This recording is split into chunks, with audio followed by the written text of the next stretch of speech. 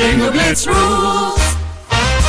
If your bingo has ads in it, That's not a bingo. if it doesn't have the coolest tournaments, mini games, and the most breathtaking design, Nope, not a bingo. if your bingo moment makes you feel so excited that you just want to burst in joy and scream out loud, bingo! Sorry, so you're playing... Bingo Blitz? Now that's a bingo. Go for a world of excitement with Bingo Blitz, the #1 free bingo game. Download Bingo Blitz and play for free. Now that's a bingo. With something like 5 million podcasts, finding a really good one can take a ton of time. So let me recommend one. It's called Something You Should Know. I'm the host, Mike Carruthers, and in each episode, we discuss topics that can be really helpful, like how to read people better, the psychology of crowds, or fun things like the story of Legos, or why you probably wouldn't be here if it weren't for horses. Something You Should Know is the name of it, wherever you get your podcasts. On this episode of Don't Blame Me, we have my twin, Leo Howard. He's back, ladies and gents, and there's also a video, obviously, and he's so cute. So all of you guys who didn't get to see him on video, get excited. In this, we talk about a guy who comes too fast. How do you make a guy stop from coming too fast? We talk about baseball, taekwondo, other things like that. We talk about a girl who found her boyfriend's pocket pussy.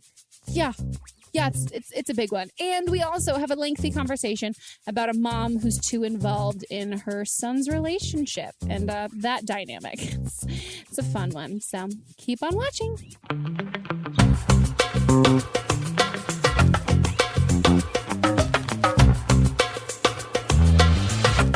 Hello, everybody, and welcome back to Don't Blame Me. Today, if you're watching this video, which peep the YouTube channel, we are here with Leo Howard. Hey guys, how's it going? Well, I'm really excited that you're here. Leo's been a guest before, and he asked me when I asked him if he wanted to come back on the podcast. He was like, "Same podcast." So we got a big fan, huge listener in the house. But everyone. But you're good at advice. Oh, I am. Yeah. Oh, yeah. No, I was agreeing with you. I'm very good at advice. Mostly because I don't think I'm wrong, which is partially Same. the issue with my life. I never think I'm wrong. I mean, I'll be real. I'm sure I am quite a bit. I don't think you're wrong that much. I am. I have that classic dad thing, which is do as I say, not as I do. Oh, 100%. Grew up with that dad, love him to death. Yeah. Literally could count on, not one hand, I could count multiple times. If I had a nickel for every time my dad said, do as I say, not as I do. Yep.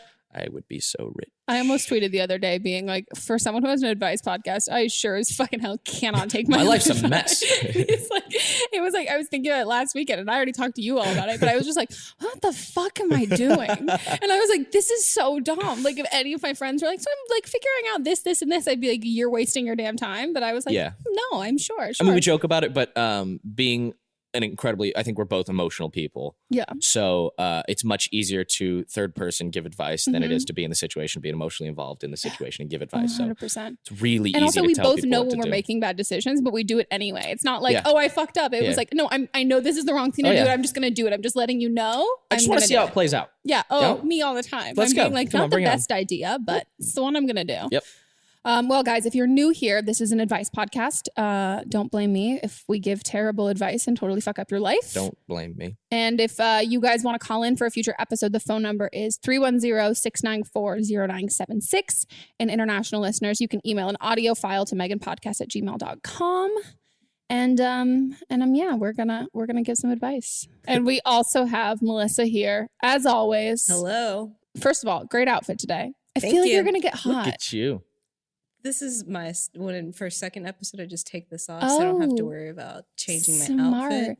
Do you know how much time I fucking spent today being like, how could I get away with wearing overalls? And then I was like, this is so like I like think in the morning, I'm like, yeah, it's gonna be fine. I'll change out of overalls into a totally different You outfit. could just I want put a nothing shirt more. on over it. And I then want it would nothing be- more than to get away with wearing overalls with no shirt you could underneath. Just the so do hipster. it. Just You could do that. with like a I don't piece think of so. like hay in your mouth. What is it? no, that they have? just not even just like a gold chain and like a Rolex and just Ew. overalls. Ew. It's You walk like in a room, people are like, okay, I know that I'm guy. gonna take that guy's advice for character sure. work. Hey, do Yeah. it for an audition.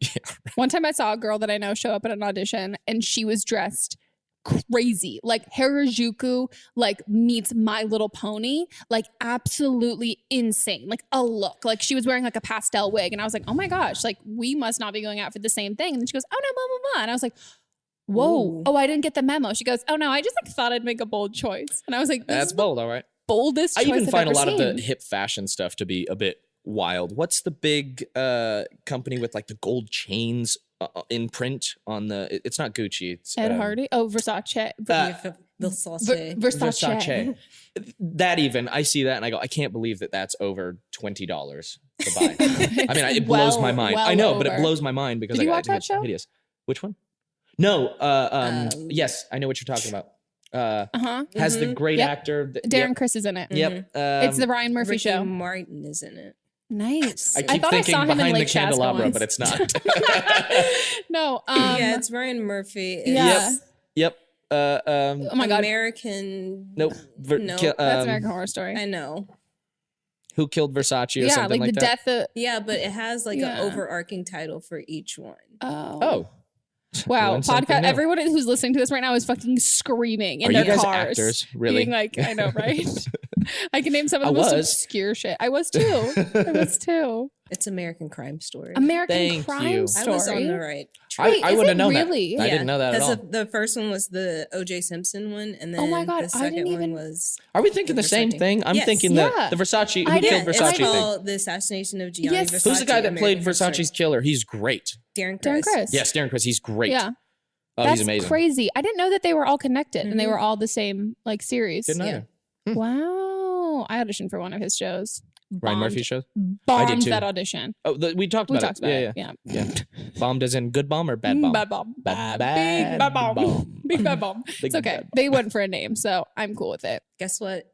What? This is our 50th episode. Our 50th episode? See, I knew that because I came early and we talked about all these things. Because you got here fucking before me. Like I said, the only reason I came in is because Kendall has the same car. Yeah, you're like, hey, look at this. Megan's here. I'm not going to look No, do you see how much cleaner her car was? That should have been a tip-off that it wasn't my car. No, I didn't look in. Or, no, even on the outside. Except it rained, so my car's looking a little better. But yay, guys, for our 50th episode. This is exciting. Very exciting. Congratulations. Oh my God, think of all the people that we've helped and or hurt. That's a lot. Yeah, have you ever gotten... have you guys gotten customer testimonials yet? Yeah. We do. We have people. And what's the average? What do you mean? We'll have people call based back on like, hey, this was your advice. This is what I did, or just like an update to the situation. I mean, I'll be real. We got a lot of stubborn bitches who will DM me, be like, "Hey, thanks so much. Listen to the podcast. Did not take any of your advice, but it worked out anyway." No. A lot of times, like, totally blew up in my face, but I'm good with it.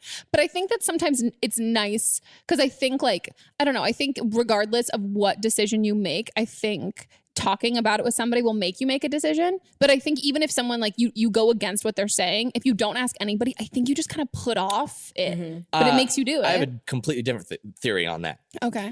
I think this podcast is a total oxymoron because whenever people in general, like we're kind of narcissistic, a lot of people are. Yeah. Whenever I ask advice, 9 times out of 10, I know the decision that I want to make, that I need to make, and the decision that's going to screw me over. Usually in the back of my head, and I already know what I'm going to do. Confirmation on just which one of them. And so when you ask advice to someone, a lot of the times you're just asking for someone to back up what you already think about the situation. Okay, let's go. Hi, Megan. I am 23 years old, and I have been dating my boyfriend for over 2.5 years now. We just moved in together. Everything's good. My main issue with him, though, which is why I'm calling, is that he is the definition of a mama's boy. And I just want to say a little disclaimer that I know it's his mom and she gave birth to him and she loves him more than I can understand because I don't have a child. And I love that he is close with his family, and I truly, truly mean that. That is not the issue. The issue is just that she treats him like he is 7 years old, like buying him random stuff all the time, like toys and knickknacks and childish blankets and just things that he does not need, especially being a 24-year-old. He really does not need. And she just likes to be involved in every aspect of our relationship. And I just feel like as a mom, you shouldn't want to be involved in your child's relationship. and that shouldn't even be in your mind about what your child is doing with their significant other. And it's just to the point now where I am so uncomfortable even being around her because of the way she treats him. Like, I don't even want to see her at this point. And it's just weird to me to see someone who you have sex with on a day-to-day basis be treated like they are 7 years old. It just really creeps me out. And he's not an only child, so that can't be the excuse. He has a brother who's a year older than him, and his brother's treated that way too, but not to the extent that he is. And I also must say that his mom made him and his ex-girlfriend in high school break up because his mom did not like her for the simple fact that she took away too much time from her. So she was the reason that him and his ex-girlfriend in high school broke up, which is a huge red flag to me. And I know that she loves me, and he reminds me all the time that she loves me, but she does a lot for me, and I appreciate that. But that's also to the point where I'm like, please, like, I don't need you to do all this stuff for me and get me all this stuff because I am a very independent person. I love my mom to death, but my mom knows that I am an adult and I can do everything on my own. And she is not like that at all. And I had to learn to be independent at a very young age because my dad passed away when I was 16. So our lifestyles are just very different, and I don't know how to go about it. I don't want to offend him by bringing it up, but I need him to be more independent. I don't want to be married with kids, and he still calls her when he has a stomach ache. Your boy's got a Jewish mother. She's a Jewish mother. Coming from a guy with a Jewish mother. Kind of, yeah. My mom is the least of the evils when it comes to a Jewish mother. Okay, so It's a really tough situation. It is. I think I say that every time that I hear a voicemail, by the way. Right? I go, it's a really tough situation. We got to preface it with that. Validate your feelings first. I will say definitely have been there. 100% have been there. Mm-hmm. And have been there with not just one time. And we literally talked about this 2 days ago. We did. There is always a struggle with boyfriends and husbands, moms, and their like girlfriends and wives. Like that is a tale as old as time. It is. And I can say that from my personal experience with having dated and also with my friends and hearing that. And like, it is, I do not have a single female friend or male friend that has been like, yeah, no, there has never been any tension at any point with my mom and my girlfriend or between me and my boyfriend's mom. Like, it's such a common thing. I will say it also, you got the worst of it. It is primo, especially bad mothers of two boys and the younger boy. Like that's just a blatant fact. Yeah. That's almost all of my friends. That is their situation. It's really hard. And as much as it's like, you don't want to offend him. And gosh, I feel for you. Like I totally understand this. Like you obviously don't want to get between like your boyfriend and his family, but ultimately you have to choose what you need to do for your happiness, because it's not going to, if that's something that you don't want for your future, then you need to put your foot down. But also, no matter what you say, it's not going to change 100%. Like both of you guys need to figure out how to kind of be like 40% happy with it, because right now it seems like you're 0% happy with the situation, and his mom feels like she's super satiated and is probably granted, she probably only feels like she's getting 90%, like it might not even be enough for her, but you need to get to a point where you're both compromising on certain things and saying, there's a way to say it that's not going to be like nasty, but no matter what, I don't see him taking it well. Every time I've talked to a boyfriend about the involvement of their like parents or like it's really never the dads, or like my high school boyfriend's mom fucking hated me. And like, she liked me when we were just friends. Like I was one of the favorite kids and all that stuff. And as soon as we started dating, she fucking hated me. And it became this thing that like, it was so passive aggressive and difficult. And like, I've experienced that like later on in life and things like that. And it's something like, it's just going to be there, but you have to say, at least what I would do and what I've done in the situation has been like, here's the thing. It's like, I'm not comfortable with, there are certain parts of our relationship that I want to be just for us. And when we like, because you said that you want to be with him and like you, all of that stuff. And like, and when we raise a family and like we do all of those things, like I need to know that us as a family unit is going to be a priority and that I'm not just going to be an addition onto this, because he's not experiencing the same thing from your family and all of that. And I think you also need to say, it's not necessarily, she's like, it's like, don't be like, it's not about your mom not liking me. It's not about that. I know all of this comes from love. Yeah. It's just, I need the boundaries to feel safe in this relationship and that I can trust you and that there's not another person involved in every aspect of our relationship. Right. I totally agree with all that. I think what you can do, I think there's a tricky line here. There's a very gray kind of boundary line where it becomes, hey, this is my issue with how you're reacting to things. And then it becomes, this is my attack on your family, which is not what it is, but I guarantee you that's how it would be taken just because I've been in a situation similar to that. I think you can address the things that directly affect you and him together. I don't think that it's necessarily appropriate to address how he is with his mother, because that is kind of none of your business, as long as it, I mean, not none of your business, but it's really none of your business because, you know, she's known him a long time. She watched him come out of her. And there's a certain, closed her eyes. Yeah, there's a certain connection that mother sons have. I mean, all parents and kids, but mother sons specifically. And yes, you may deem it in a certain way inappropriate, and it very well could be.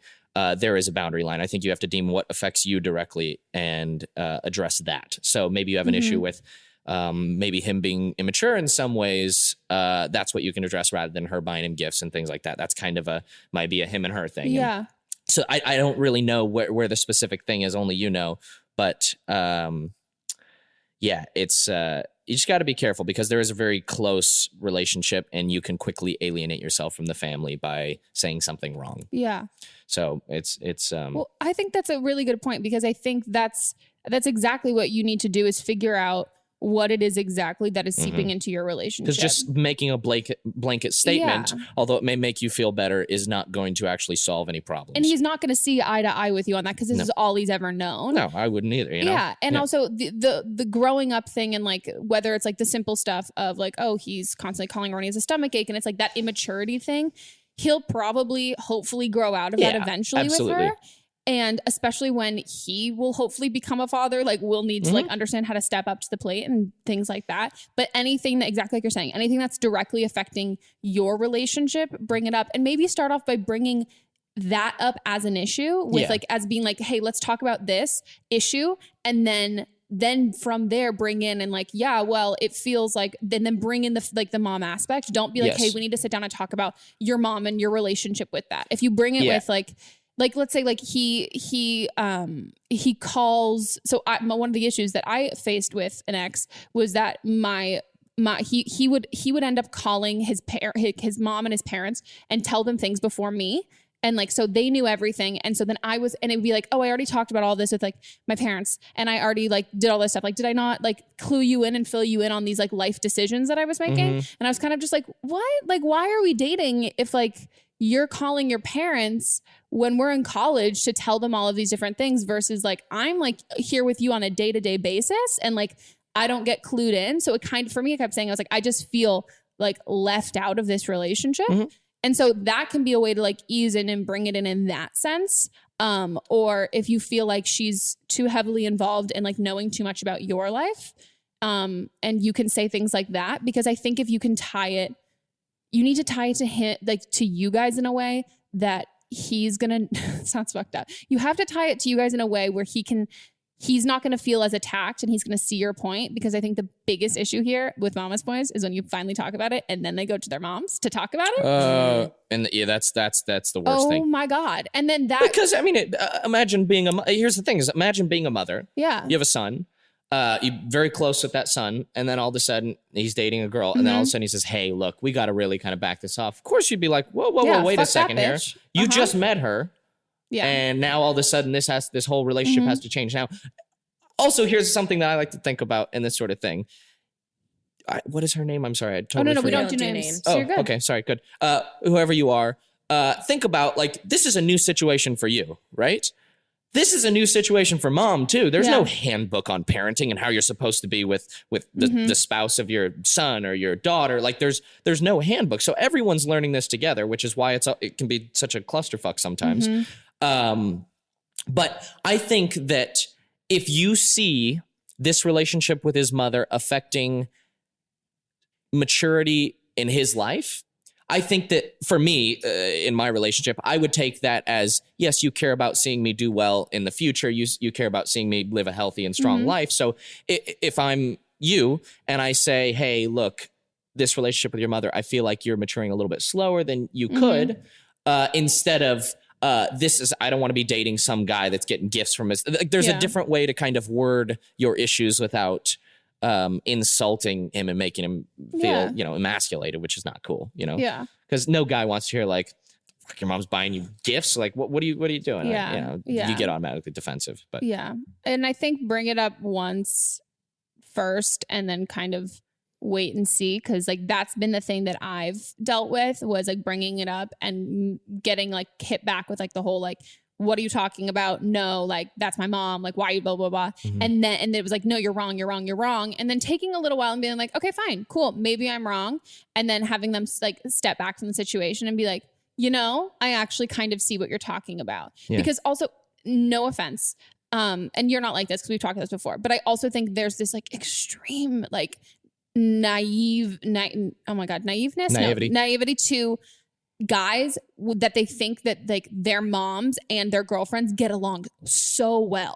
Like it's this thing of being like, yeah, no, everything's great. We want it so bad. So bad. So you perfect world is and mom it's two people that you really love. It's like, why wouldn't you love each other? It's like when your friend starts dating somebody that you fucking hate and you're like, how does this make sense? Because I love you so much. Like, why would you love There's somebody also a biological who I don't love? thing there, I think. Yeah. There's a sort of like mother has to release this sort of like, this is her guy. This is the person that she's molded and she's got to kind of let go and let some other woman come into his life and territorial. Oh, it's primal. Absolutely. Super territorial. Totally. And so I think like the when you kind of plant that seed to him, that it's not a character attack on her or on him or anything like that. It's just being like, this is really textbook, that this doesn't always like this. There's always a little bit of tension here, and you're not going to see that because you love us both and you would never prioritize one over the other, and you want us to get along just as well. But like, there are certain things that like make me feel like I'm, as much as in your eyes, like we are like the same kind of level in like different ways.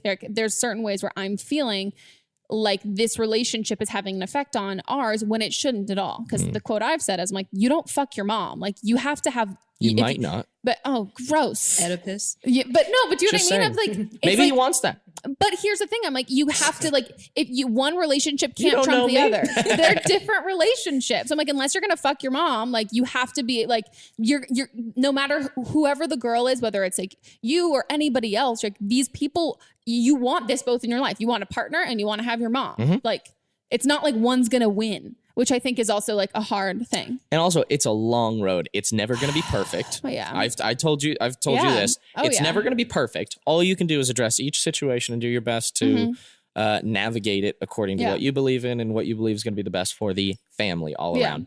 But here's the thing. You've been dating 2 years. His mother's known him for 23 years. So it's like, and known him, changed his diapers. So there's a certain bond there that you have to be respectful of, because although you may think you know the relationship, you may not, so that's the thing that I say to that. And then the stuff I say that, but it's not a fun situation, but it's a situation that I think everyone goes through to a degree. So there's a lot of movies, Monster-in-Law. Lots of movies. It's that's the whole thing, but and she's a Jewish mother. She is, or Xanax, that too. Just saying, that could work. Prescription. Get a prescription. Don't. Okay. Be safe, children. She's not a kid, so we're fine. Okay, on to the next. Hey, Megan. I am 21. I have been dating this guy for almost a year now. Obviously, we're sexually active, and I am just curious if there's anything I could do or he can do with the issue of him finishing fast. Now, we have talked about it, and he can get really insecure about it, although I don't mind if he finishes fast, but I know he gets really insecure, so I'm like curious if there's anything that I can do to help him last longer, or anything he can do to himself to help that. He has told me that, jacking off does help a little bit. And I can't really do anything because he gets so excited, and even maybe a blowjob will kind of finish him off. So I'm curious what you have advice on. So hopefully I can get some help. Bye. Get them mouth skills going, boy. What? Oh, yeah. But I was also going to say, if you watching the video, I'm not laughing at you at all. I was just saying that this is, so my friends and I have talked about this because I've never been with a guy that at least once hasn't been like, oh my God, I'm so sorry. I'm so embarrassed. And it should be flattering. But the problem is if it happens. Yeah, all the time. But if it's like the first couple of times, you're like, oh no, don't apologize. Like, I just feel so fucking good about it's first time I slept with this one girl. When I say 20 seconds, I remember this. I told you this story.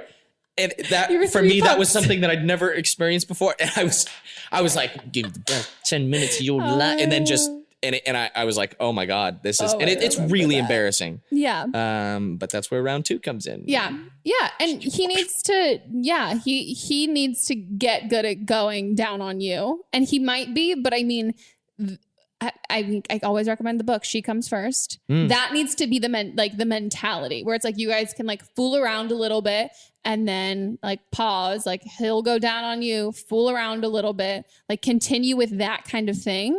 And not just like hop into like immediately having sex and have like sex be the finisher, like have that be like the dessert or like penetration. I don't want to call that because that's not just sex. That's yeah, that's a really tough one. I have not directly experienced.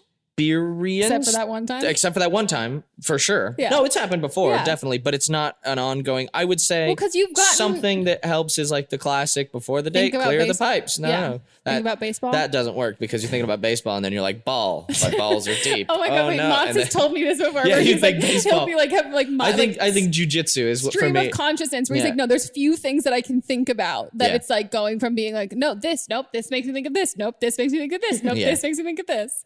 Yeah, ultimately, you just got to find other things or, practice makes perfect. And the more times you have sex, the better I think it gets over time or the worse it gets. I don't know. But I hope he's going down on you. That should be a definite first decision, first plan of action would be. Yeah. First course of action. Get good at that always. Yeah. First course. Yeah, I would say that. And then get the book. I mean, if you feel uncomfortable talking to him about it, don't. I would say don't feel like this sucks. What are you doing? Like, don't bring it up directly. This is my advice. I've done this advice so much times. Buy the book. It's on Amazon. Buy the book, read it, leave it by your bedside table. 100%. Read it before bed. Do they live together? Did they say that? She didn't say. Okay. Well, read it around him or have it like fall out of your bag or talk about it with your friends really loudly around him. The first time that I bought this book, Mott's immediately picked up the book that night. And then the next day I was like, oh, wow. Did you read the book? Nope. Next I didn't. He was like, what book? I was like, no, you 100% totally did. I was just, tapping into my biological. Exactly. He's like, yeah, I'm just like, I'm feeling venom. And I was like, it's a Tuesday night. Cool. Thanks. But the same thing, like then afterwards, I remember I brought it to set because I wanted to show. Yeah, I remember. I think I wanted to show. I think Tyler was reading it. And then immediately, like at lunch, I'm reading Leo's reading it. Yeah, like, it's fascinating. And then some other guy is reading it. So it's like it made its rounds so quickly. Yeah. Like it's a papaya on the cover that like clearly it's sexual and it says she comes first on it. So it's a good enough hint that he can read that and kind of be like, oh, okay. Because I think suggesting to him being like, hey, why don't you just like go down on me? But like there's something to round two. So like, you just maybe prep accordingly. You know, like we're going to do this first so that we'll do this in the middle. And then by the time that's over, this will be ready again. And also coming that fast. I feel like it'll get speedy. Like he's got probably a quick recovery. I would think so. Yeah. I think so. Yeah. There's also like those extends condoms that desensitize you a little bit. That's true too. No, I was gonna say there's like, so obviously there's different textures of condoms and things like that. I don't know if you guys are using protection. You probably are. Use protection. Sorry. Definitely use protection. Use protection. There are thicker condoms that desensitize a little bit, so you don't feel as much. I think they're fucking sacrilegious. I think they're the worst thing in the world. They don't cut your circulation off, but they're no. You don't feel the sensation as much. So it's like wearing a rubber glove and then washing your hands in the sink with a very thin glove or a thick glove to where you can feel the pressure of the water, but you can't feel maybe anything. he can work his way from. No, I was going to say that's a really good point. That's probably a direct thing that might be better. Get him a little tipsy. A little saran wrap, a little rubber band and saran wrap. Oh God. Cock ring. That's right. Yeah. That will not help. No, not at all. Not at all. Okay, on to the next one. Yeah. So my boyfriend and I have been together for 4 years.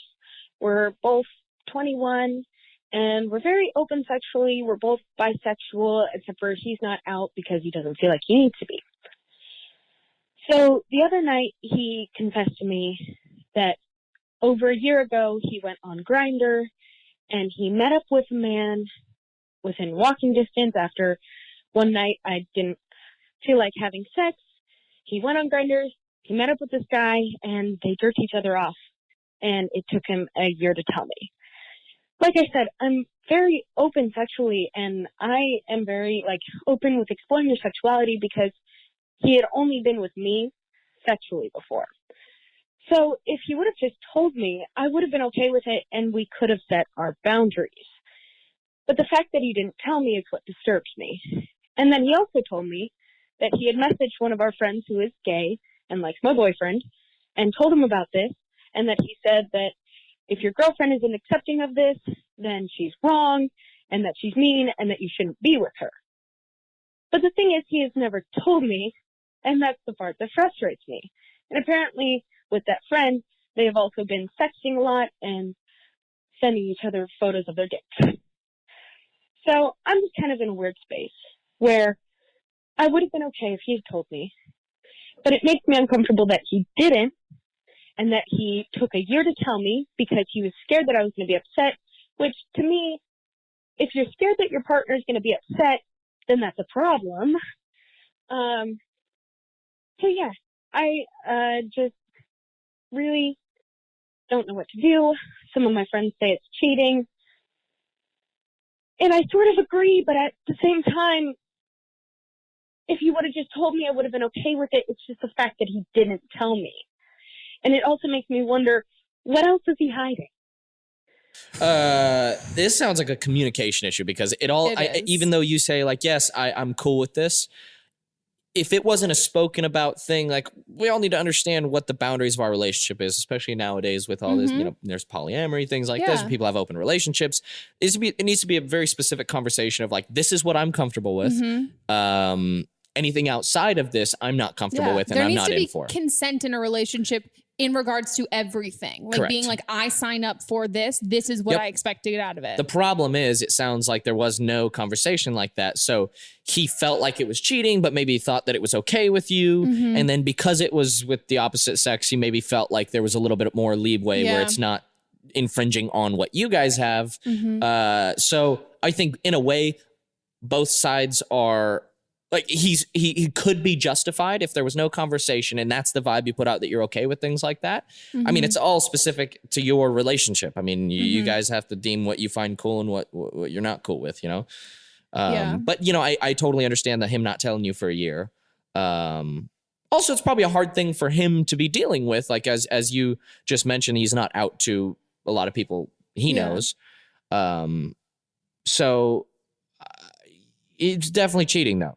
So, I mean, that's don't get me wrong. But here's the thing is you don't know the conversations they have. Like, as she said, she would have been totally okay with it. She would have been. So, but I'm just saying that if those are vibes put off before then, if I'm a guy and I understand that you're cool with it, and then I do something stupid, doesn't change the fact that it's stupid, but it definitely, I didn't feel like it was a deal breaker. No, but vibes in a conversation are so different. Right. But I'm just like, that's the thing. Like, you can put out there, like, I can put, like, if we think about this, like, I'm so cool with people in open relationships. That's totally awesome. I'm completely supportive of that. And if I put out that vibe that I'm like completely chill with that, and then Mott's gets a side girlfriend and he's like, well, no, I mean, you've always said that you're okay with that. But it's like, but that's not what I want. Like, I can be totally okay with something and support other people's decisions and still not want that for myself. Like, I don't love chocolate. But that doesn't sound like her. Based on that voice, it sounds like if it were a conversation, it sounds like that would be the way the conversation. But there was no conversation. Is my point. And that's the thing. It's like, if there's no conversation, I think it is totally cheating. I think absolutely the first thing that you seem. Oh my God, I just like want to give you a hug because you're being so fucking mature about this and like such the bigger person when you're not being met with that at all. And even just saying like he hooked up with this guy because like I didn't want to have sex that night. You didn't come up with that. Like, he told you that, and that's a justification. And this whole thing is a justification. And I am all for exploring your sexuality, and that's what he's doing, but you didn't consent to be in a relationship in which he's going to do that.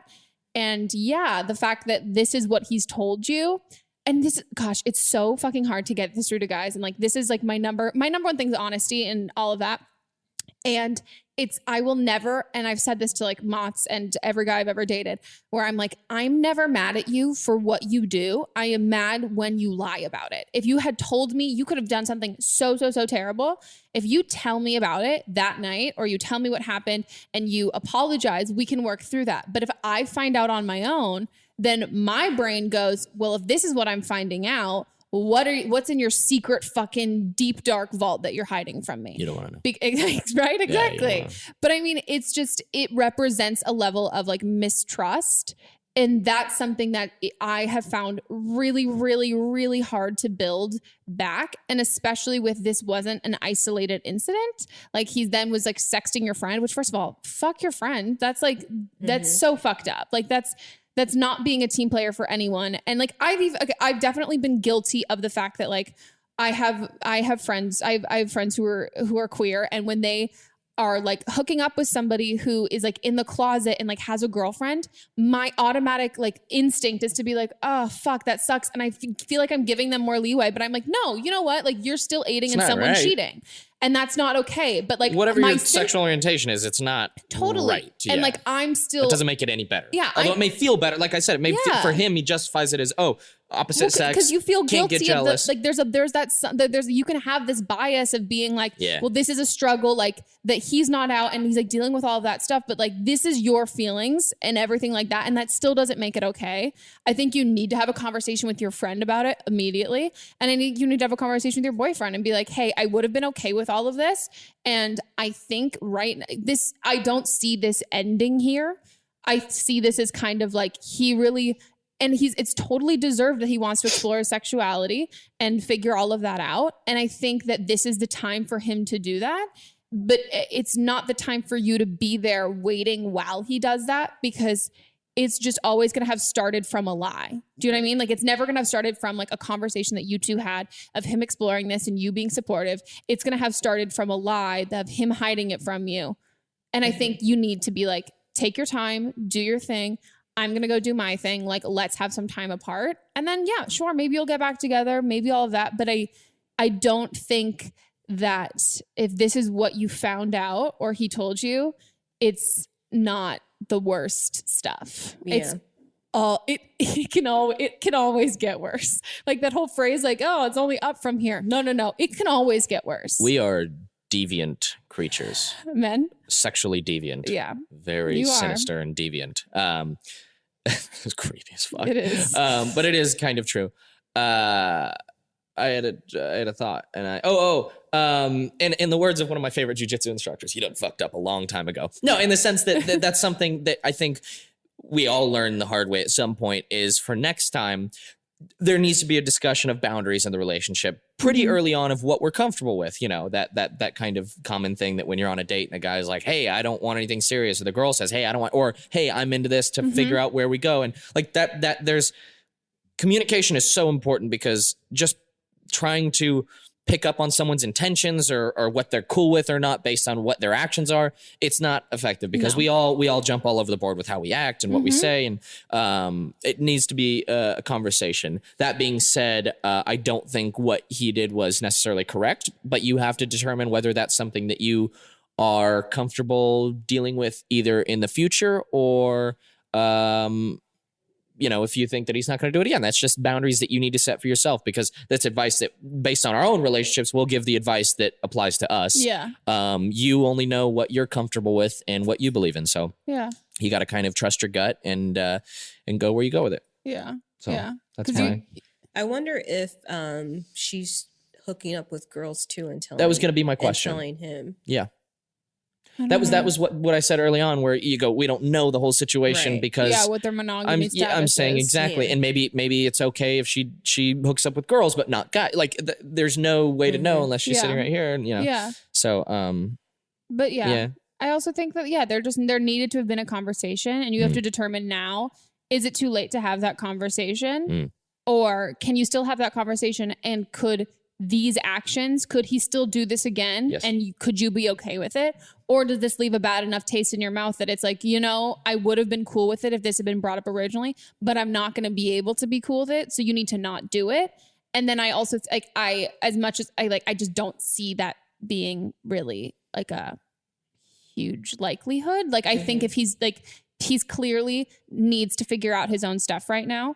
And if you're not cool with him doing that, I think he's going to probably do it regardless. So absolutely, that was going to be my thing. Is it's kind of like a it's a terrible analogy. You know, the little tablecloths under the tea arrangement, and then people pull it out really quick in the tea, and then trying to put that blanket back. Yeah. Can't do it. Oh wow, you know what I mean? I like that. Do you know what I mean? Though it's like once you pull it out, it's really you might be able to do it, but it's really difficult once that door.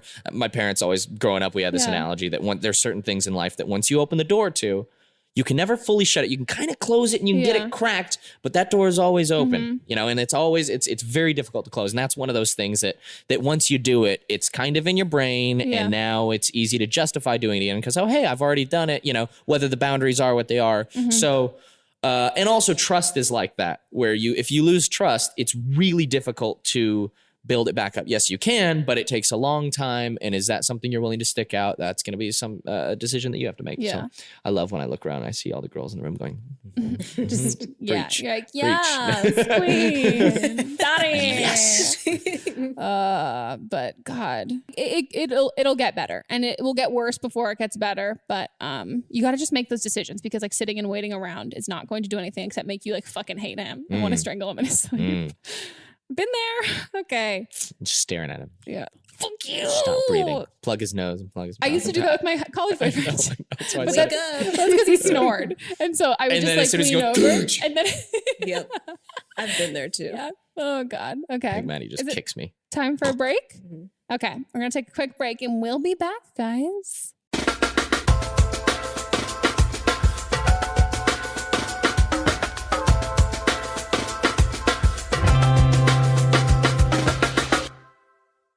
Okay, everybody. Hey, it's me again. Surprise, surprise. She's back. This episode of Don't Blame Meme Pod is brought to you by me. And what am I doing with my own penis? What should I be doing? Should I be slurping? Or slurping my lightly schlong? Caressing it with your tongue. Ooh, I'm lightly caressing my penis with my tongue. Come on, do the sound effect.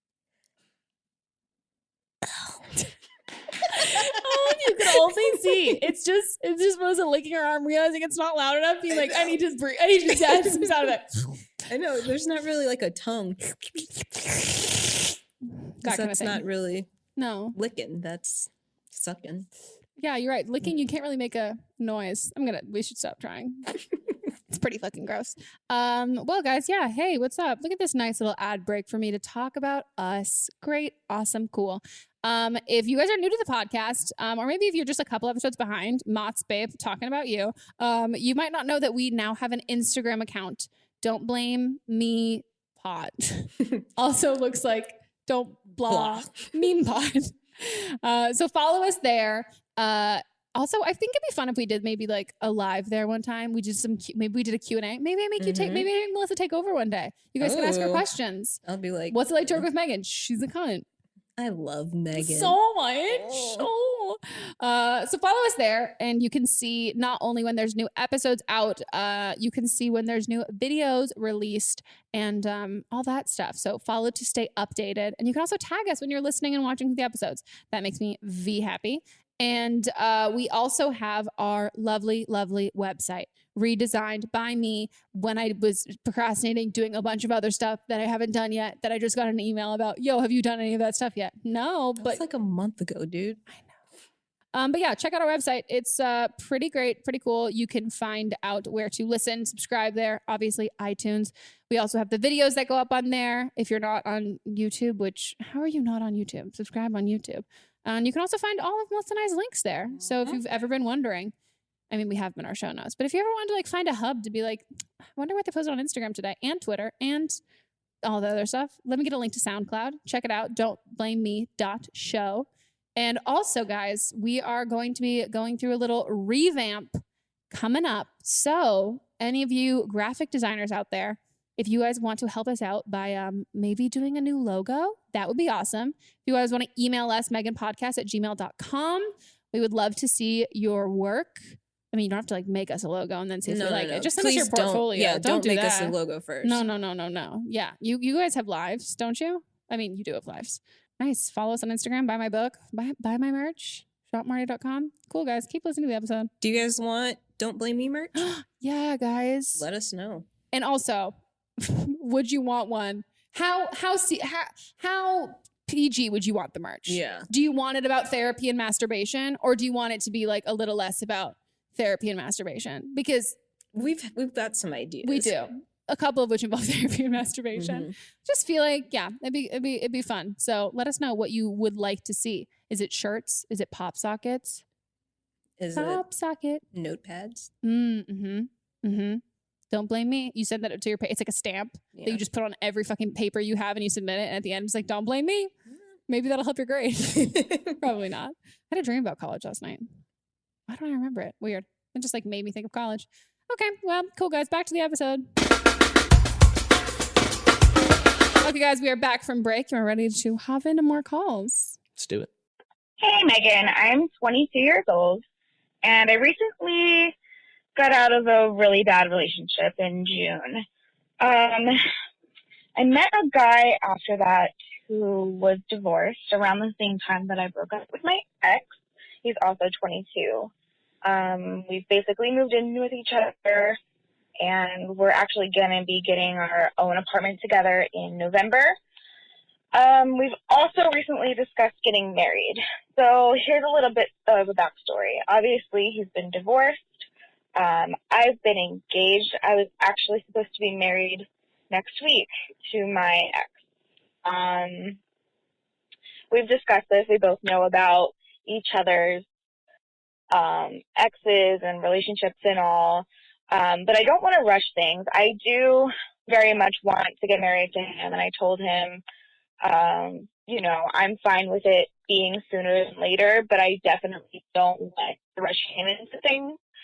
Especially since he has actually been through the process of being married and fell in love with someone and leaving them.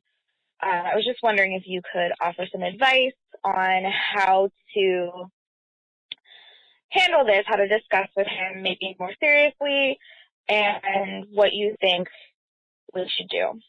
Oh my God. Honey, you need to slow your fucking roll. Fuck down. Yeah. I don't know. Now, how long have they been dating? June. Holy shit. That's when she broke up with her ex-fiance in June, and they met around the same time. So slow the fuck down. Now I grew up in a very Christian family, which is very like kind of old school when it comes to like you meet someone, you get married, things like that. So I completely understand if you've grown up in a family like that, where that is the next step, or that is, LA is a place, or Southern California in general is a pretty liberal place, and a place where marriage is becoming less of a necessity. And I think, which is interesting, because you put more priority on where the relationship is. And if you get to that point, yes, there's a lot of benefits to being married, but it's not a necessity. Like, it's not something that you have to do in this amount of time. And this is my opinion. I completely understand everyone thinks differently.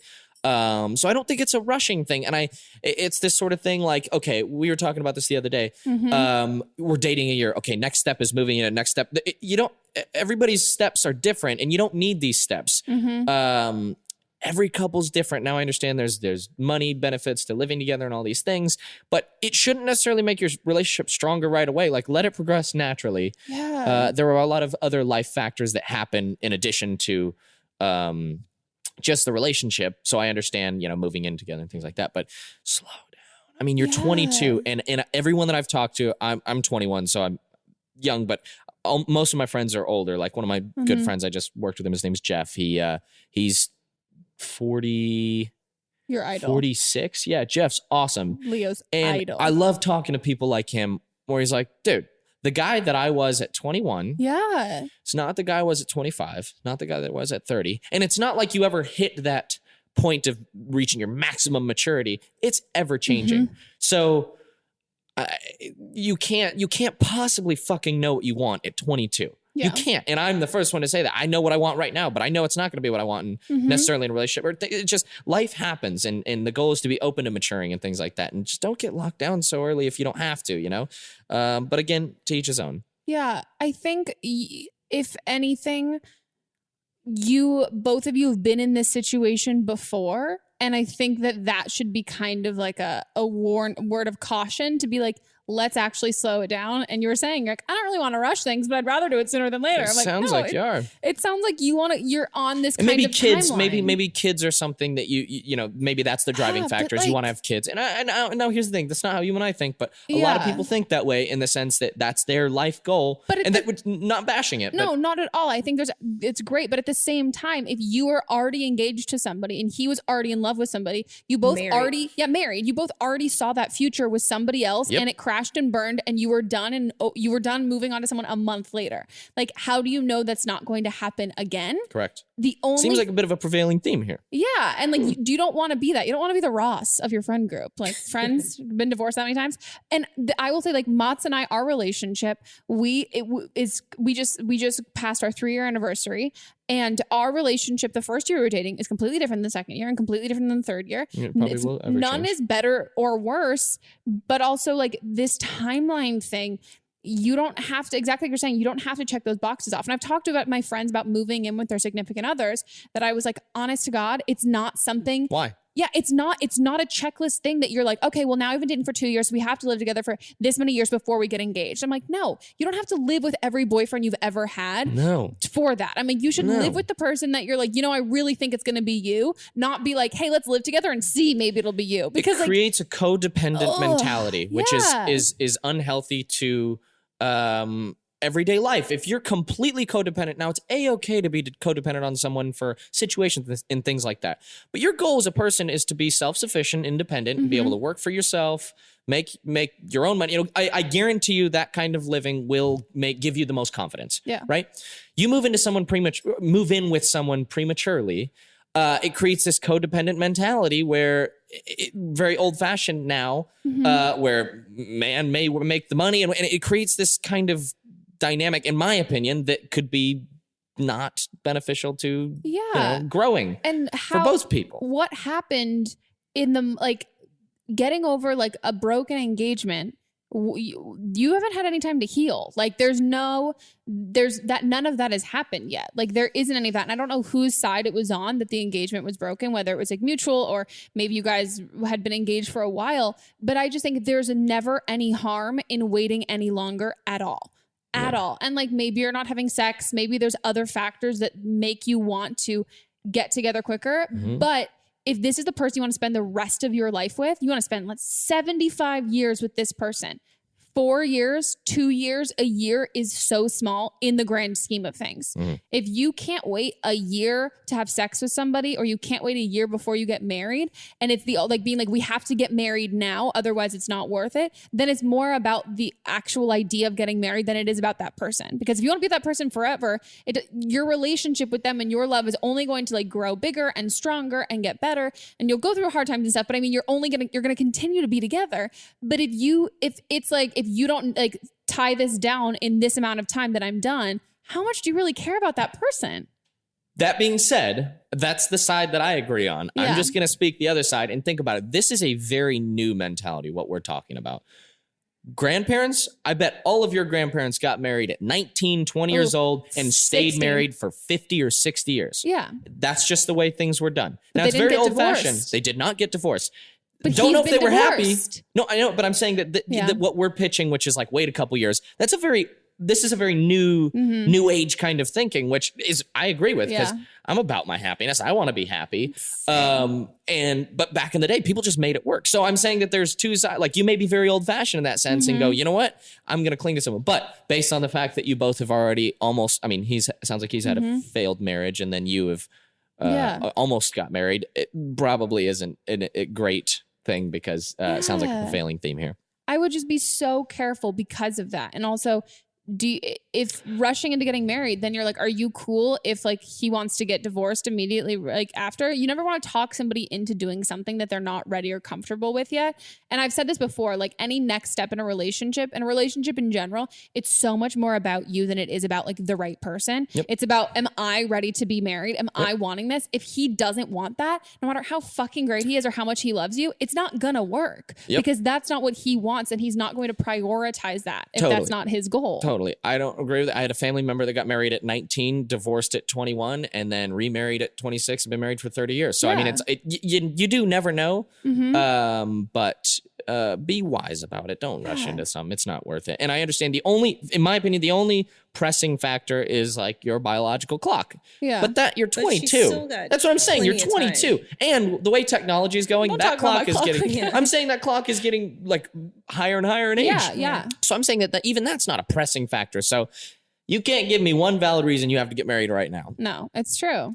Or even move in together. Yeah. Yeah, you're 22. Enjoy it. And also, not that I'm saying like, maybe if you've really come to terms with like I'm not here to like shame anybody or anything like that, but like, I'm not saying you should feel like embarrassed about like the broken engagement and things like that. But like, if that didn't affect you, and that like you're super cool with like moving on really quickly. You may not value it that much. Yeah, like it might just be more about the title than it is about the relationship exactly and him as a person.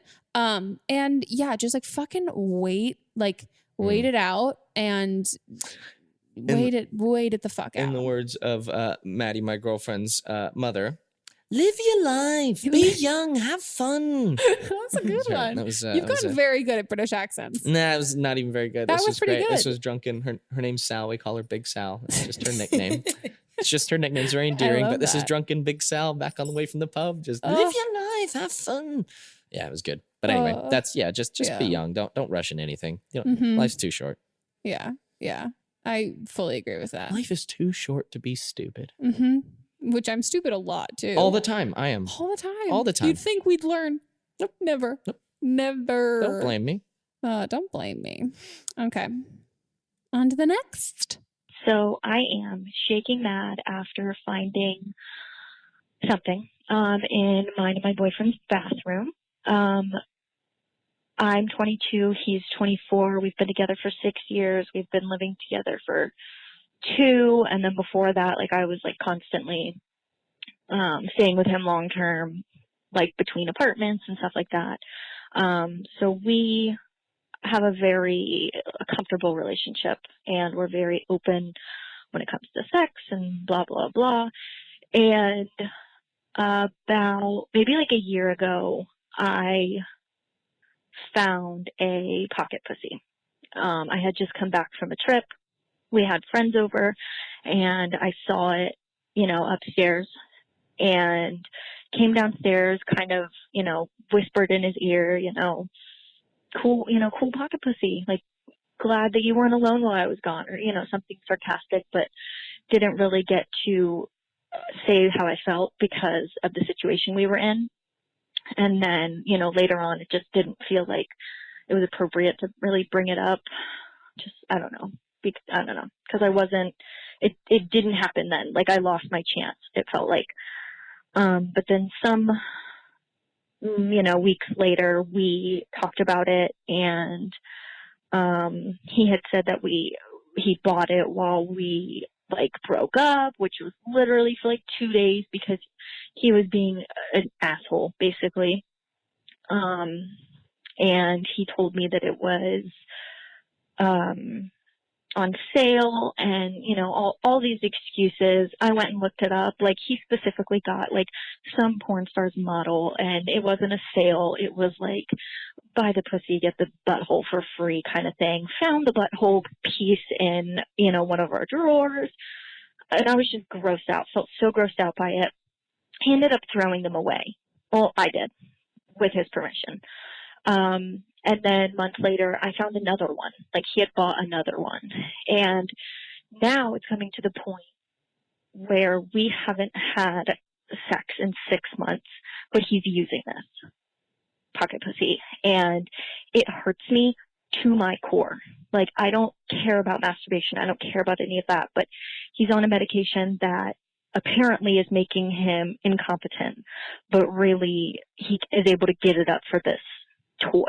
And I really don't know how to handle it, and I don't know how to go about it.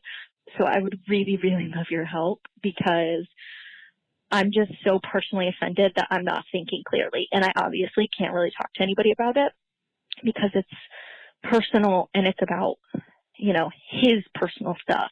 So, oh my God, she ran out of time. I want to give her a fucking huge hug.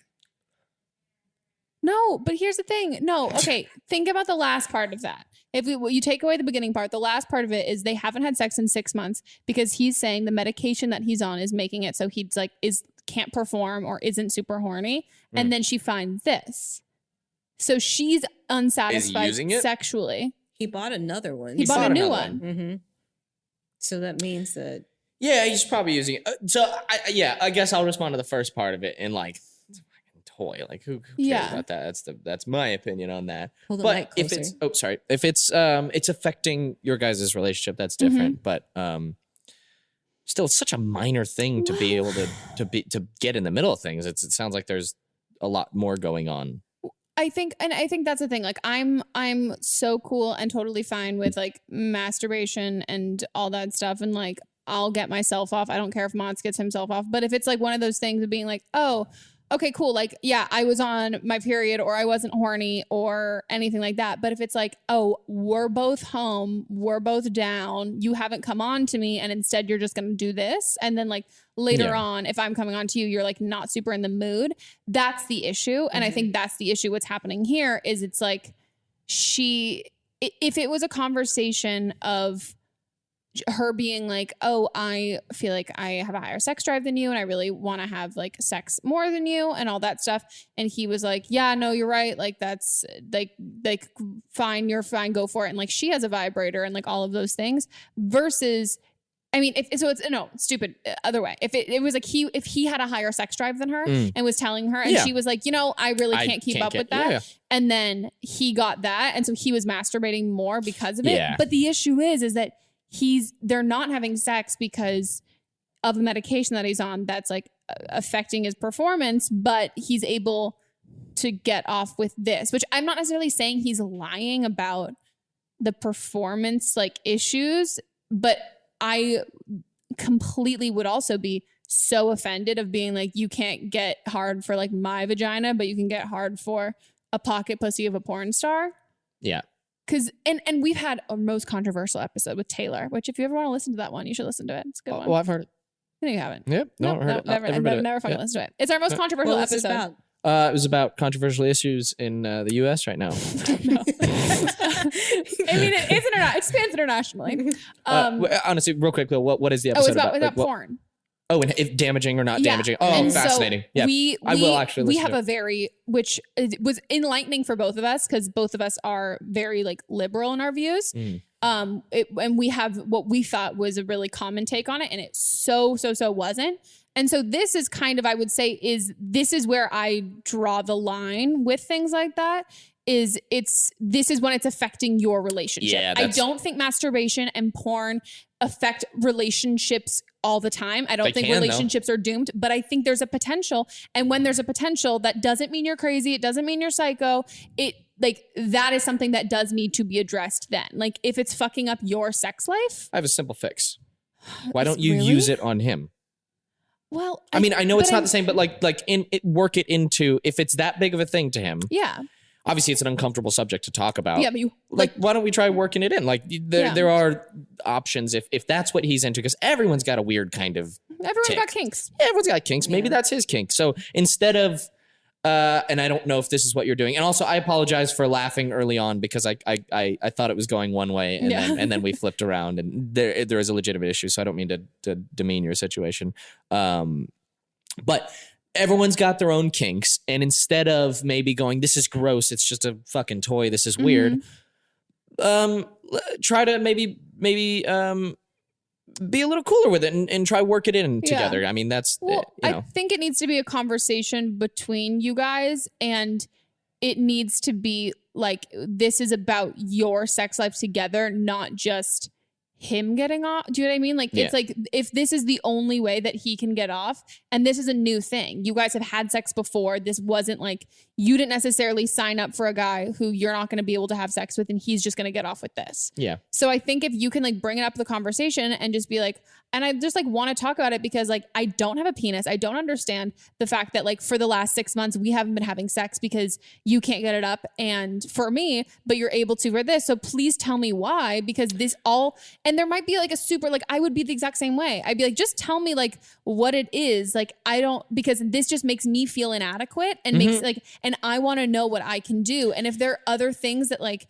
are turning you on that you feel uncomfortable asking for, and it's a longer process because medication does affect your sex drive and things like that. But it's also, to me, that's the confusing part, that it's like, well, if he wants to, maybe it's the thing of like, he got it and he really, his libido's low, or he like gets horny and he's like having a hard time like keeping it up and doesn't want to be embarrassed in front of you, and is kind of using this as like a practice thing. But you guys need to have that conversation and tell him that it hurts you, because I don't think that was his goal. Except granted, the fact that he bought it like when they were broken up for 2 days, to me, I'm kind of just like, oh shit, that's like, and then bought another one. Yeah, it's a little shady. Sex is something that you have to work at in a relationship. Yeah. It becomes stale. It can very easily become stale, especially after a year. You guys are having sex all the time. Like, it can get stale. Mm-hmm. So it could also be a situation of like we said, miscommunication, when maybe in his mind it's gotten stale and this is something new, and it's not cheating, but it's it's something new, so there might have to be a conversation of like, what can we bring to this? Like I said, use it on him. There's things to do. Exactly. And you're in this situation, you are being the bigger person, which is not ideal. You'd want ideally both people to be like, hey, look, this is what's happening. Let's figure out how to fix this. But if you have to put on the shoes for something and try and fix it, if you really want to fix it, it's worth trying to incorporate yourself into whatever he's doing. Yeah. Instead of necessarily judging the object, and it might feel very shameful as a guy. Yeah. Using I would be so mad. I would be like her. I'd be so mad because you'd be frustrated. You'd feel inadequate. Yeah. And that's the thing. You just make it about you, which is, there's nothing wrong with that. But I think that's just kind of what the automatic instinct is. Totally. And he's not thinking about, not in a bitchy way, but do you know what I mean? Like, he's not trying to offend you, but that's just where your mind's going to go. It's where my mind would go. And I think you have to have the conversation with him, talk about it, and see how much he wants to work at your sex life together. And if it's like, he's kind of like okay with not, and being like, well, this is just what I'm going to do. I also really hope like you're still getting yours, like, and like that's with him, because intimacy is super important in a relationship. And you guys, and she said at the beginning that they're open sexually and like all like they're with all that stuff in those conversations. So I think you need to have those, and I've had those tough conversations with like boyfriends and stuff of being like, okay, we're going to talk about your penis right now. And like, not in a sexy way. And like, we're going to have this conversation. It's like, people will get uncomfortable, but otherwise you're just going to be like so livid and so mad. And I think he also probably is just trying to avoid the conversation. You guys need to have it. And wherever that goes, who knows? But like, yeah, you have to see how much he's going to try and work on your sex life too. Like including with you, you know? Yeah. 6 months. Oh. My brain goes to this random story that's kind of related, not really related. It's a bit of a segue. There's a thing called a Tenga egg. Yeah. Oh. Do you know what it is? It's like a little silicone What egg. did we talk about this with? Me. Because when? So my pitch would be to get one of those because it's kind of in between like a pussies, is like this big contraption. Like that's like kind of a reusable thing. I was working on a show, and as a wrap gift, one of the actors on the show, we were all like 16, and then the other guy he was probably 35, and he thought it'd be funny to buy us all Tenga eggs. We're all like prepubescent, super horny teenagers, and so as like a wrap gift for one of the seasons, he bought us all Tenga eggs. It's a good wrap gift. It's a great wrap gift, except for his now wife thought it would be polite to go tell our moms that that's what he got us for a wrap gift. You're 16, so yeah, but in a way like, oh, it's funny. We just got him like masturbation devices, and like there's nothing more shameful than like 16. What'd your mom say? She never addressed it, but one day this is a great thing. Their catchphrase is different strokes for different yolks, or different something along those lines, because it's an egg. So they say like different strokes for instead of folks, yolks. One day down my dad's just this classic individual. I mean, walk through the house butt ass naked, cooking, things like that. And so I was at home, and I was like, he goes, do you want to eat sushi or do you want to eat Thai? And I go, oh, we'll do Thai food. And he goes, hey, you know what they say? And as he's walking away naked, different strokes for different yolks down the hallway. Oh my God. And I just sat there in my own senses just going, oh, I'm going to kill myself. Oh my Terrible. God. So I thought that was pretty funny. That's so good. Also, if you want a visual to what Leo's parents look like, because it's fucking iconic, look on his Instagram. It's amazing. Yeah, they're two of my favorite people. Oh, your mom amazing texted me on my birthday. Happy birthday. Oh, my mom loves you. My mom your mom loves you. I'm upset. Literally your entire birthday, it was like me hanging out. My dad just he knows you, and he's just like, Megan who? Oh, Megan. Yeah. Every time Megan. he kept being like, Morgan, and he's like, kidding, Megan, I know you, and then he gives me like a noogie, and I'm like, I love this. I want them to adopt me. It's great. Yeah. Okay. Well, shit. I think that's that question. I would love an update on this one, selfishly. Yeah. We would really love an update on this one so badly. Please. And I feel like she was very honest with this. So I feel like she was good on you. Can you do an update? Like, I would love to know what happens. And just don't tell your boyfriend you called into the podcast. Time for Producer's Corner, which someone who's been on the fucking podcast, I know, yet still does not understand the concept of this goddamn podcast. You just said that. I know. Because you watch This Is Us and you don't listen to the podcast. As a podcast network, our first priority has always been audio and the stories we're able to share with you. But at Realm, we also sell some pretty cool merch, and organizing that was made both possible and easy with Shopify. When you think about successful businesses like Aloe or Allbirds or Skims, an often overlooked secret is the business behind the business that makes selling and, for shoppers, buying simple. For millions of businesses, that business is Shopify. That's because nobody does selling better than Shopify. It's the home of the #1 checkout on the planet. And the not-so-secret secret that's definitely worth talking about is that Shop Pay boosts conversions up to 50%. That's more happy customers and way more sales going. If you're hoping to grow your business, your commerce platform better be ready to sell wherever your customers are scrolling or strolling, on the web, in your store, in their feed, and everywhere in between. Businesses that sell more, sell on Shopify. Upgrade your business and get the same checkout we use with Shopify. Sign up for your $1 per month trial period at shopify.com/realm, all lowercase. Go to shopify.com/realm to upgrade your selling today. Shopify.com/realm.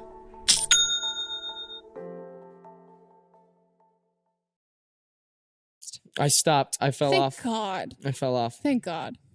I'm on Shameless now. Yeah, I know. You told me. I fucking love that show. Ah. It's wonderful. You are a This Is Us boy because you're Cancer. Yeah. Oh, I wept like a... Loves the feelings. I love the feels. Loves the I feels. love feeling feelings. You do? Yeah. You do? Yeah, yeah. I hate. Being angry. I being hate sad. feelings. The problem is, whenever I so experience much. emotion like that, in a weird way, it's satisfactory and it makes me happy, and then it automatically cheers me back up. So if I'm angry, I'll blow out and I'm like, ooh, this feels good. And then all of a sudden I'm happy and I'm like, shit, I'm angry. I have to be angry still. So, yeah. But, no, I hate feelings. It's a good problem, I think, because it all leads back to happiness. Yeah. I don't like feelings. If that works for you. I shut everything down immediately. Yeah, I don't. I'll be like, whoa, no. I get mopey. I get a little, and I that's been an effort of mine is to kill that side of me, because that's not a great quality. Yeah. Especially for problem solving in a relationship, when you just get quiet and like, I'm punishing you by being quiet. And Maddie's like, stop being a little bitch. Just tell me what to do. It's so good. That's good. So this is where Melissa will pick either her favorite call, a call back, or somebody who is calling with their own advice from a previous episode. So what do we got? We've got somebody calling with advice from a previous episode. Are they correcting me in a mean way? No, they're not correcting you. They're just sharing their own insight on something. So this is from the episode with Lily, the most recent episode with Lily, from the caller that she was Muslim, and her and her boyfriend have been dating for 4.5 years, but they were sneaking around behind their parents' back, but they want to get engaged soon. Yeah. So this is someone that's... Is her boyfriend not Muslim? Is that... No, he is. But they were dating in high school, and then the parents caught them, and they were like, you have to break up. You're not allowed to date. Got it. And then they didn't actually break up, and they kept secretly dating all through college now, and now they are talking about engagements, and her parents think that she broke up with this guy in high school and that she's single. Yeah. And so she's like, how do I know. Okay, so this is me responding to that Muslim girl with the family who doesn't really let her date. So here's the thing. In Islam, you're technically not supposed to, I guess, really date. But because of nowadays, people want to date who they want to marry. So some parents are, lenient about it. But unfortunately, some parents are not. And this is more of a cultural thing now. So here's the thing. I believe that possibly she should say, oh yes, they did break it off, but then, he was in college with her and they accidentally had a class together and she realized she wants to be with him or date him or whatever. And I don't know. I feel like that would just be a really good kind of answer, question, lie. I don't know, because I feel like if she were to say she lied about what she did, the parents would not be happy. They would just not be happy at all. And I don't think they'd be accepting of, their relationship. And I know no matter what, you can do whatever you want, but it's just so controversial because obviously you guys don't get this because it's a cultural thing, and it's okay that you don't get it, but it's just things are different. And so yeah, I think that she should, try with my answer, possibly. Yeah. Sick. I love that. That was Lily and I's biggest thing when we were giving advice. We were we really don't understand the culture behind all of it and the rules specifically. Right. So yeah, I think it's a good lie if that's a good in between of that. Yeah, it's so hard because it's a total cultural difference, especially between parents. Now, or in sort of the culture that most of us grow up in, it's once you turn 18, you do your thing. Your parents, they can have their input, and you listen to them, or you don't listen to them. Where it sounds like in that culture, it's a bit different. And maybe when you get married, that's when that sort of opinion falls off a bit. So it's hard to speak on things like that because it's a completely different lifestyle, and we only know what we know. So I only know what I would do, which is not something that would probably work out for these people's lives. I say preserve all the relationships as much as possible. And I think hearing that and then hearing something her input on this culture specifically, then you have to make the decision, and she should make it. And I think it's a good one of being find the happy medium in which, sure, maybe everybody's not totally 100% like happy with it. And maybe it's not like the total truth, but it's going to preserve your current relationship and your relationship with your parents. Like, yeah, we had a lot of calls on this cool. for people calling, giving their own insight. And one caller did say that part of it is that once he decides that he wants to marry her, his parents have to call her parents to ask their permission. Oh, and his parents know. And his parents know. Shit. Yeah. Well, rope them in, bring them flowers, make them a nice dinner, and be like, I need you to do a solid for me. Mm-hmm. I need you to, and hopefully they'll also understand that and be like, could you do me a solid? Or does he have an older brother who's got a voice that sounds like dad? She did say that he had siblings and the siblings. Yeah. Tradition's so hard. It is. Tradition's really, really difficult. I think also maybe if you guys just lie well enough, maybe you won't fully get away with it, but the effort in the lie, like, so one of my best, totally not the same thing, but one of my best friends, when we were stealing alcohol when we were a kid, like not from her parents' house, and she came down the stairs. Entrepreneurial spirit, right? She came down the stairs. Her dad came down the stairs just as she had grabbed a bottle, and he like looked at her as she like hid it behind his back, and he looked at her. And then he just like continued walking the other way. And it was one of those things of being like, the fact that she hid it behind her back, he's like, what? He's like, you know what? I'm like, I see the effort she's putting in.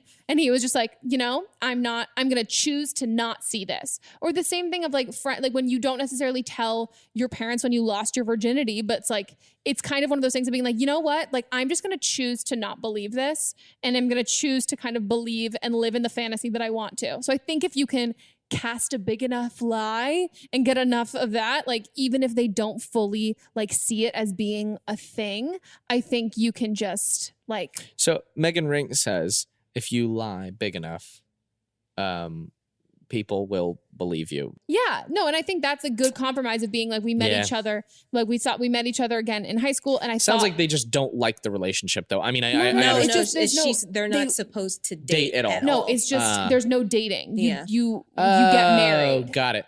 And so that's the issue, is that she's been dating in and they general. already know that they've been dating, so they're not going to let them get married.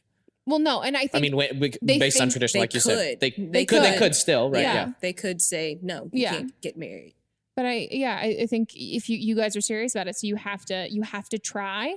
And I think saying that like we met again in college and we've kept things really, and just say like we've kept things really like casual. We're mostly just in friend groups with each other and like we hang out, but like we've said that we're both really interested in each other, right? And we would really love to alter the truth a bit. Just mold it a little bit. Yeah. Right. Like I like what she said on the phone, which was, we reconnected in college and, weren't dating, but, we were in the same proximity, and it's really hard to kind of fight this. Yeah. And I feel like his parents will understand. This feeling. Ooga, ooga, ooga, shaka, ooga, ooga, ooga, shaka. Okay. Well, that's our episode. Thanks, Leo, for being on. I'm always bummed when it ends because I just love talking. Well, no, it was fun. You could listen to them and then. But I can talk in the car, but no one responds to me. But you can come back as many times as you want. Whenever you want. I'll be back. Yeah, I'll be back. No, I enjoy. I always love hanging with you guys and chatting and giving my BS opinion. No, I like it. It's fun. I feel like it's just a different take, and it's a little. It's It's not as extreme as Melvin's. Yeah. Was Melvin on? Oh, okay. Well, thanks guys so much for listening and/or watching this episode. If you want to see the video version, it'll be up on the internet soon. And if you haven't subscribed to us on iTunes yet, go and do it. Leave us a review. We love it. And if you want to find out where else you can follow and listen to the show, go to don'tblameme.show. Yeah, that's it. I made it. It's pretty cute. And you can follow Melissa and I on social. You can follow Leo on social. Does anyone else want them to follow on anything? You want to follow your band? I don't have a band. The band broke up. Shut up. Yeah, you didn't Why know didn't that? you tell me that? I don't listen to your podcast. You don't know shit about my life. Wow.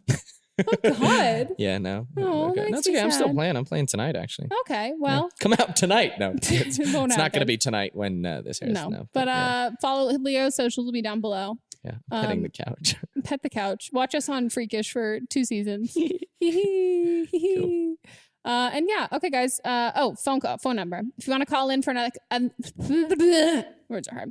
If you want to be a part of another episode, call us at 310-694-0976. And if you're an international caller, email us an audio file at meghanpodcast@gmail.com. Goodbye. Hey guys, what's up? Megan here. Hello. I'm here to tell you guys that we're, ouch. I don't know what that was. We're going on a little bit of a hiatus up until December. The show's coming back. We're reinventing. We're improving. Things are changing. Good things. If you're afraid of change, don't worry. It's not changing that much. It's changing in a good way. We're having a glow up. It's going to be awesome. So we're still taking calls. We're on this break. So don't worry. If you're like, oh my God, Megan, no, stop. Shit's hitting the fan. It's okay. We still got you. We're going to be answering all of those calls from when you call in now. So keep letting life happen and include us because we'll miss you, but we'll be back really soon. Don't worry.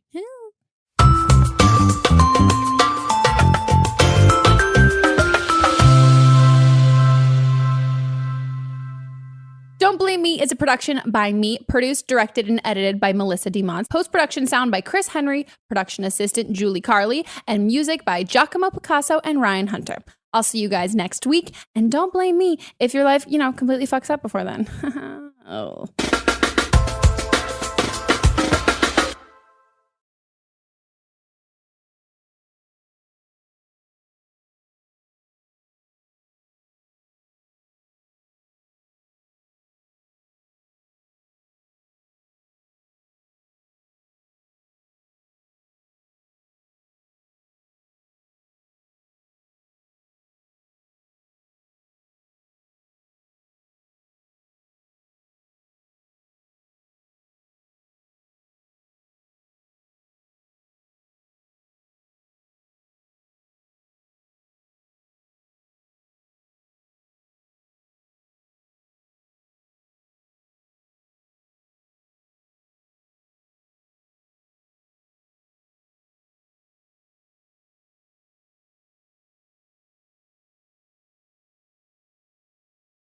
What's up, everyone? It's Noah Daniels.